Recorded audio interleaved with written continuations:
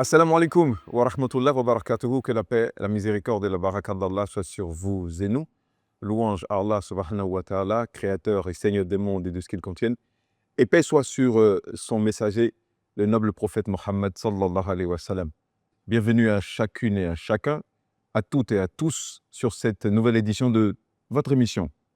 Le nom, c'est l'Islam en partage, en diffusion sur votre télévision préférée. Vivre musulman au XXIe siècle, c'est faire face à un défi permanent, mesdames, messieurs. Concilier la fidélité à la foi dans une société en constante évolution. Alors, le sujet est en débat aujourd'hui avec à mes côtés deux sachants, et pas des moindres. Cher Alao, salam alaikum. Wa alaykum salam wa rahmatullahi ta'ala wa barakatuh. Inch'Allah, qu'Allah vous bénisse pour le temps que vous consacrez à nous instruire sur les sujets qui ont rapport avec l'islam et l'islam en partage. Allahumma amin. Et ainsi soit-il pour vous également. Amin, amin ya khayr ya karim. Juste en face de vous, souvent en face de vous, le cher Sani Karim, salam alaikum. Wa alaykum salam wa rahmatullahi wa barakatuh. Qu'Allah vous récompense également Amin. pour le temps que vous consacrez aussi à nous donner de ce qu'Allah vous a facilité en termes de savoir. Qu'Allah nous en sache tous gré. Amin, amin, amin. J'espère que vos familles se portent bien, que la santé est au top niveau. Il n'y a Alhamdulillah. pas de souci. Je prie Dieu qu'il nous préserve contre tout ce qui nous est nuisible et qu'il nous facilite tout ce qui l'agrée. La prière également pour vous, mesdames, messieurs, qui nous suivez chaque fois que nous sommes en diffusion sur votre télévision préférée.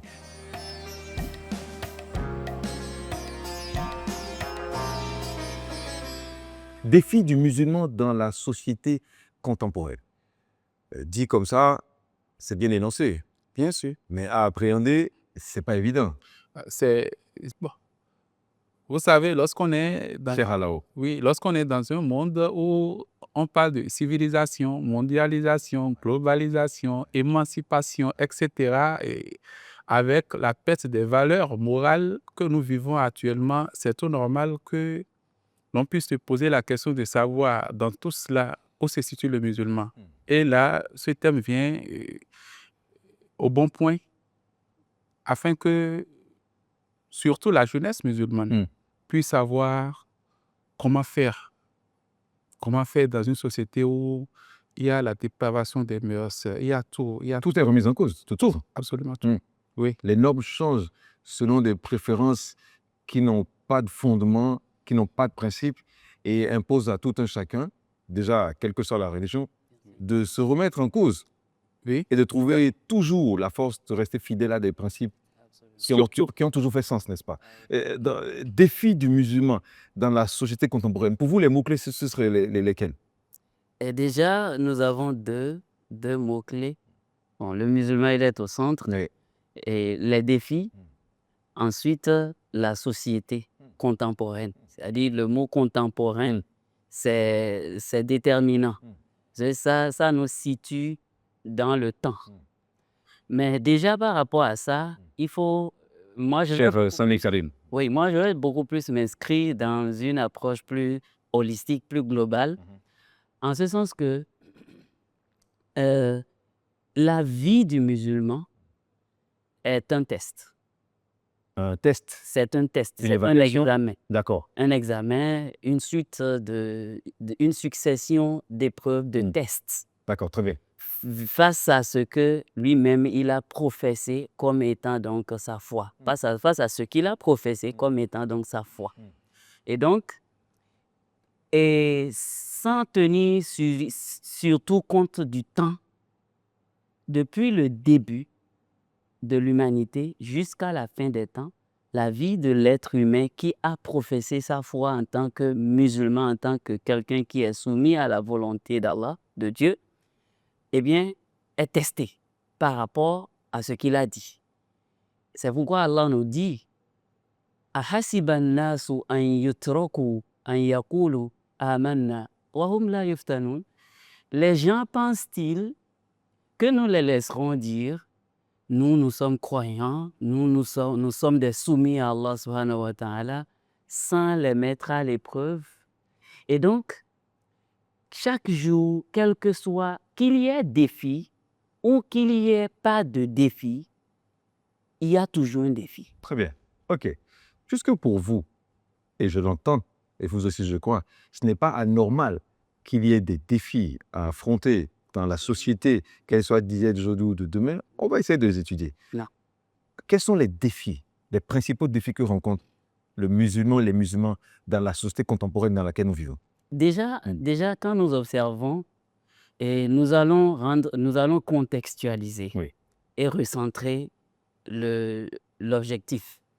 Alors, aujourd'hui, nous faisons face à un premier défi qui n'est pas l'un des moindres, hein, la sécularisation de la société, qui tend, lorsqu'elle n'est pas suffisamment comprise par celui qui veut l'implémenter, ou lorsqu'elle n'est pas bien réfléchie, ça tend à bannir la question religieuse de la vie publique. En ce sens que parfois, quand on réfléchit, on en vient à croire que on veut nous amener vers une société athée.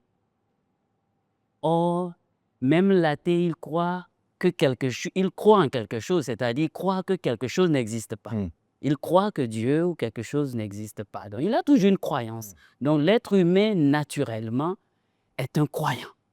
Maintenant, ce en quoi on croit, c'est ça qui définit après la suite des événements.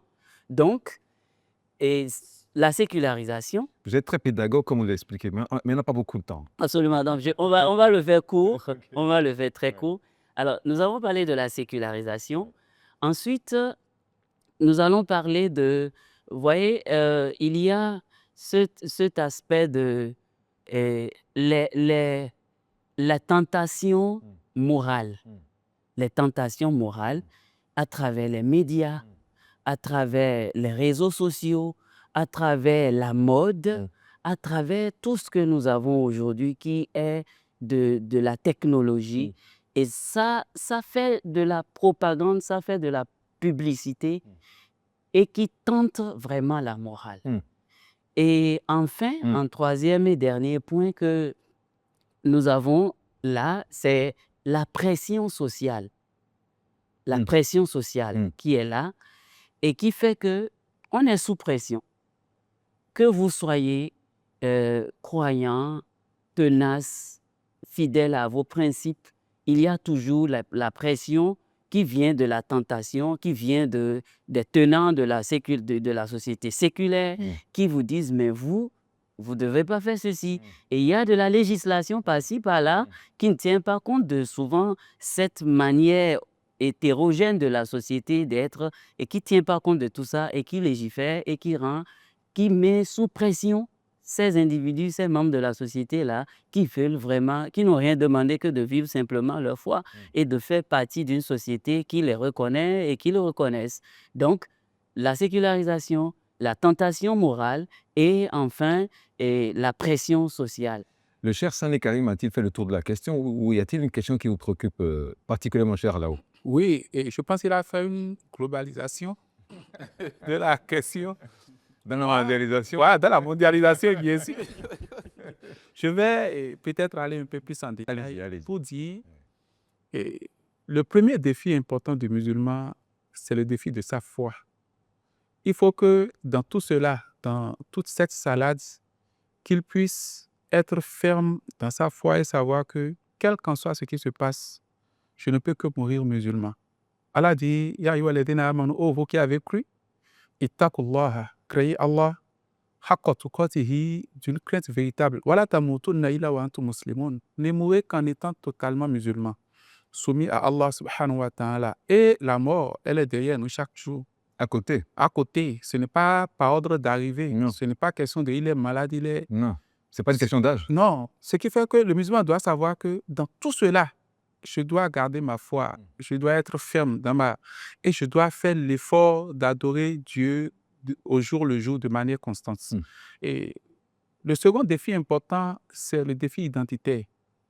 C'est-à-dire pouvoir afficher sa foi, être fier d'être musulman. l'assumer. L'assumer. Ce n'est pas facile lorsque vous êtes dans une société où on veut organiser peut-être des retrouvailles de collège. Vous voyez, ça il y a peut-être 20 et quelques années ou 30 ans, vous êtes vus. Oui. Et on sait que tel travaille dans une banque, tel autre travaille. On dit on veut organiser des retrouvailles. Voilà que l'autre vient avec son épouse.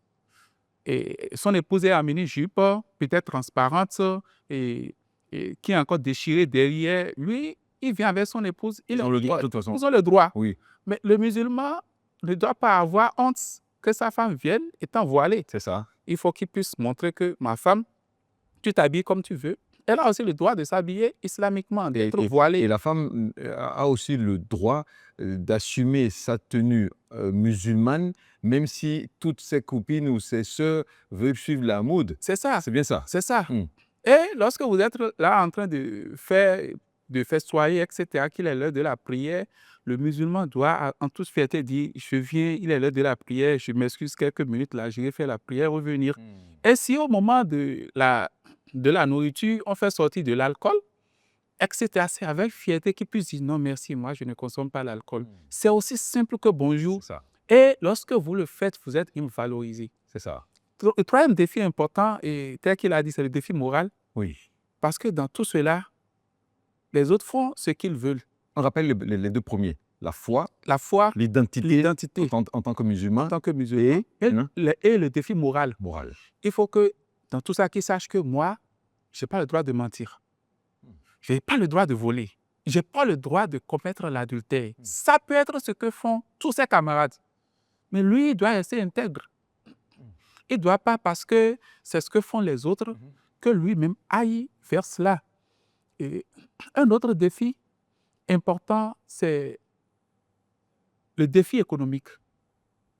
Vous savez, lorsque on regarde ses pairs, vous travaillez dans une société, il a détourné INS, il a construit sa maison, vous êtes encore en location, ce n'est pas facile.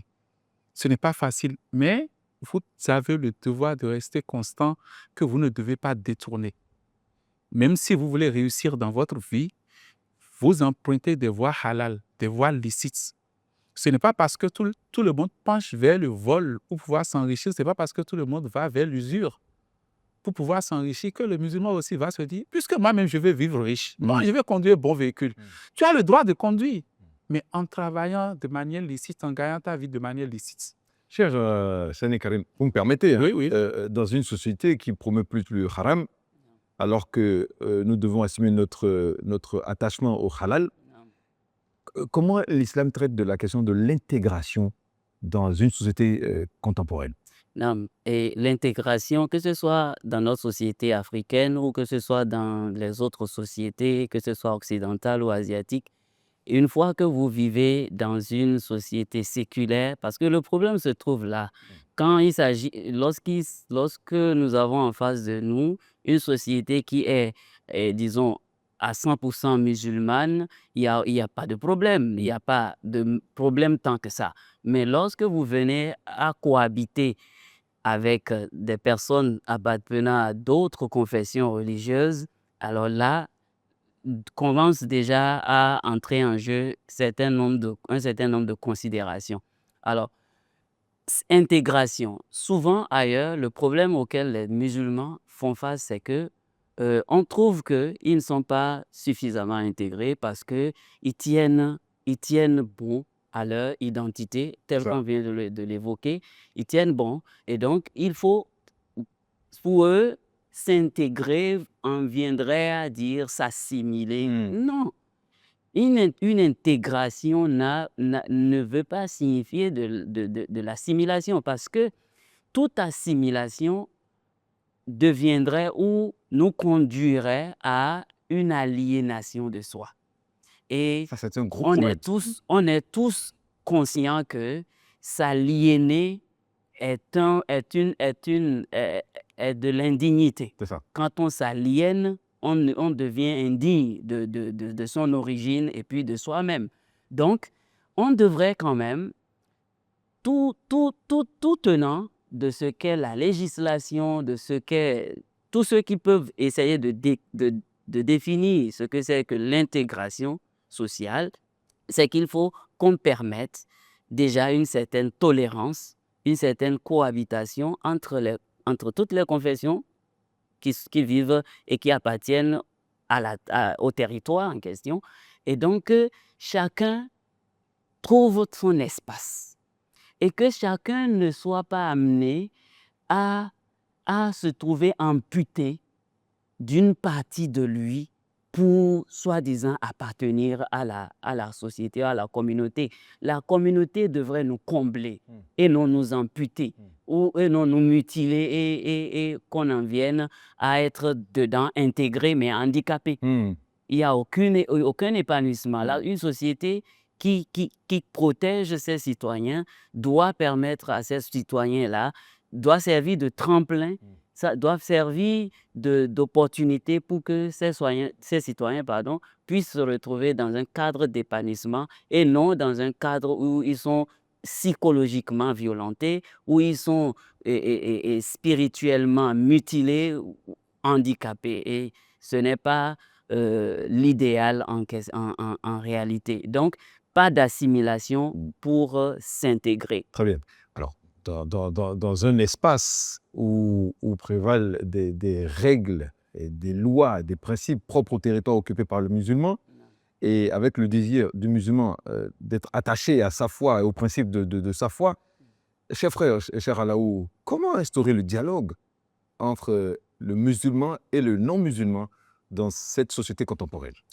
Intégrer le dialogue. Sans s'aliéner, Oui, bien sûr. en s'intégrant. Bien sûr. Intégrer le dialogue, déjà, c'est aller à la quête de la connaissance et suivre la sunna du prophète sallallahu alayhi wa sallam. Vous savez, dans l'histoire de l'humanité, le prophète sallallahu alayhi wa sallam est le premier à avoir mis sur pied une charte qu'on appelle la charte la charte de Yathrib, qui est l'actuelle Médine. Une charte, oui, une charte qui prône le vivre ensemble de toutes les religions. Ah, mais j'aimerais en savoir plus. Ah oui, lorsque le prophète sallallahu alayhi wa sallam a fait l'hégire de la Mecque ou Médine, il y avait déjà... Médine était fortement islamisée, mais il n'y avait pas que les musulmans. Il y avait les juifs, il y avait les polythéistes, des adorateurs d'idoles, etc. Et, autre que la mosquée, lorsque le prophète sallallahu alayhi wa sallam a construit la mosquée, directement, entre les frères, là, il les a fraternisés. Il a pris un frère immigré par rapport aux frères et il les a rendus frères. L'acte, par la suite, c'est de créer la charte, d'étudier la charte du Yathrib à travers laquelle chaque citoyen de Médine avait le droit d'y vivre.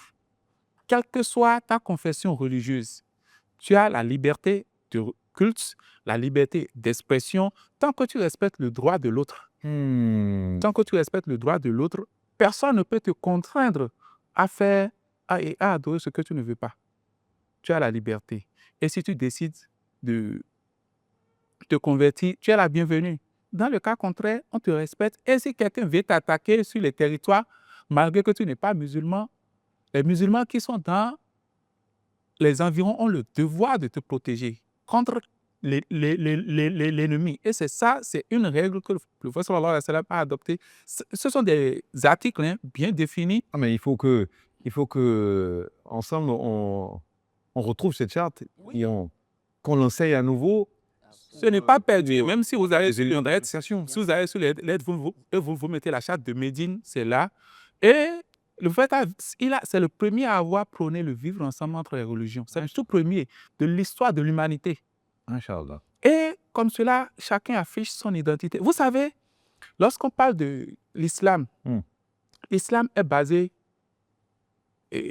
L'islam a 5 finalités. Toute la charia, toutes les règles en islam prônent 5 finalités. La toute première, c'est le droit à la vie.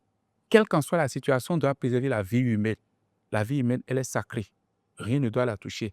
Deuxièmement, c'est le droit au culte. Tu as le droit d'adorer qui tu veux. Ou ce que tu veux. On ne peut pas te contraindre à te convertir à une religion. C'est interdit en islam. Troisièmement, c'est le droit et c'est le fait qu'on puisse préserver ta lignée, ta famille, etc. C'est pour ça c'est même en quatrième position. Avant cela, il y a le droit, j'ai dit, le droit à la vie, le droit de culte. Ensuite, nous avons le droit à la richesse. D'accord. On a le devoir de protéger ta richesse. C'est bien. Oui, on a le devoir de protéger ta richesse. Personne n'a le droit de voler. Et si on vole ta richesse, on parvient à attraper la personne, on le juge dans un tribunal normal et c'est à la sentence qu'il mérite. Sinon, tu as le devoir. Et l'islam va jusqu'à dire tu n'as pas le droit de remettre ton argent à un idiot pour commercer. Et ensuite, maintenant, nous avons le droit à la progéniture. C'est pour ça que l'islam prône que la personne puisse se marier, avoir des enfants et protéger sa lignée. Et si, même de ta richesse, tu veux faire don de toute ta richesse, l'islam te l'interdit parce que tu as des enfants. Il y a ceux qui doivent hériter. Si tu fais don de ta richesse, au plus, c'est le tiers en islam. C'est tout au plus. Le reste, là, ceux pour qui tu as travaillé, là, doivent en bénéficier. Et la dernière finalité, c'est le droit à la raison. Tu dois préserver la raison humaine. Et c'est pour cela l'alcool est interdit, la drogue l'est, etc. Un certain nombre de choses. Donc, lorsque on regarde cela, en islam, tout peut être adapté, absolument tout peut être adapté aux réalités du moment tant qu'on ne touche pas aux fondamentaux de l'islam. Les fondamentaux, ce sont la profession de la foi, les solats, rien ne doit toucher aux solats. Le jeûne, absolument rien ne doit toucher au jeûne. Et le pèlerinage, comment est-ce on doit faire le pèlerinage, la zakat, il y a des fondamentaux. Mais autre que les fondamentaux, aujourd'hui, lorsque vous prenez l'Internet, on adapte l'Internet. À travers l'Internet, même on enseigne le Coran. Oui. Vous voyez, Ça, c'est un bel exemple. oui, lorsque vous prenez par exemple les banques, peut-être qu'il n'y a pas la banque telle que c'est actuellement, mais ils l'ont adapté au système financier instauré par le prophète sallallahu alayhi wa sallam, l'islam, et ils l'ont modernisé sans que ça ne touche aux fondamentaux. La société change, mais l'islam ne change pas. L'islam Dans ses fondamentaux, l'islam est universel. dans les principes qui définissent ses fondamentaux, Et est intemporel. l'islam ne change pas. Je pense que notre frère, Cheikh Alao, par l'évocation de la charte de Midi, Absolument. nous donne un exemple de solution quand même, Bien sûr. qu'on peut évoquer pour résoudre des problèmes contemporains. Surtout. Et vous voyez déjà du développement qu'il a fait. Et Qu'Allah vous bénisse. Amen. Ouais. Amen. Nous voyons déjà ce qu'est le rôle d'une nation. Et donc, de ce fait, de ce rôle-là, nous constatons que chacun a le devoir ou a la responsabilité de l'autre, dans le sens de la bienséance, dans le sens de la bienveillance envers l'autre. Parce que de toutes les manières, nous avons un jour interagi, nous en rendrons compte. Et donc, si dans notre façon d'interagir, que ce soit directement ou indirectement, nous en sommes arrivés à nuire ou à porter atteinte à ces droits-là qu'il a évoqués, eh bien, nous allons être en difficulté le jour des comptes. Parce que très souvent, les personnes qui ont la responsabilité d'assurer tout ce qu'il a évoqué là, parce que ce sont des aspects que la législation ou la gestion du pays est censée garantir. Parfois, on se retrouve dans certains pays qui ont une relation très trouble avec ce qui est musulman. On dit souvent, voilà, on a de vrais problèmes de société, on a des problèmes. On a parlé de chaque individu a droit au bonheur, à la richesse. On doit lui permettre, on doit créer des opportunités. Et quand il y a une opportunité qu'il veut saisir, on ne doit pas l'en empêcher. Donc, on ne crée pas des opportunités et il y a plein des soucis économiques, des soucis sociaux, ainsi de suite. Mais très souvent, on voit les gens, ils fuient le problème ou on déplace le problème et puis on dit, bon voilà, les femmes musulmanes là, le voile, on dit, bon voilà, elles sont voilées et donc, et tout le monde se rue vers le débat du voile. Et dans l'espace public, le musulman ne doit pas aller et exposer son voile comme si c'était une atteinte, ou comme si ça empêchait la liberté ou le droit ou la possibilité aux autres citoyens de vivre dans la société. Mais ce qui empêche les gens de vivre une vie digne, c'est la question de pauvreté, c'est la question de chômage, c'est la question d'insécurité. C'est ça. Et c'est ça. Donc, si on se focalise sur ça et on laisse les gens trouver leur paix dans ce dans quoi ils trouvent leur paix, à savoir que la femme musulmane qui dit, bon voilà, moi quand je sors, pour que je sois à l'aise, pour que je me ressente digne de moi-même, il faut que je sois voilée. L'autre aussi qui dit, bon, pour que je sente que je suis femme, pour que je me sente bien, je ne dois pas me voiler. Ben, il ne revient à personne d'obliger aucune de ces deux-là à sortir de sa situation. C'est ça. Je dis bien obligé. On a dit, Ud'u ila sabili rabbika bil hikmati wal maw'izatil hasana wajadilhum billati hiya ahsan. Appelle aux gens au chemin de sur le sentier de ton Seigneur, la droiture. Appelle les gens, invite les gens à la droiture, bil hikma, avec sagesse.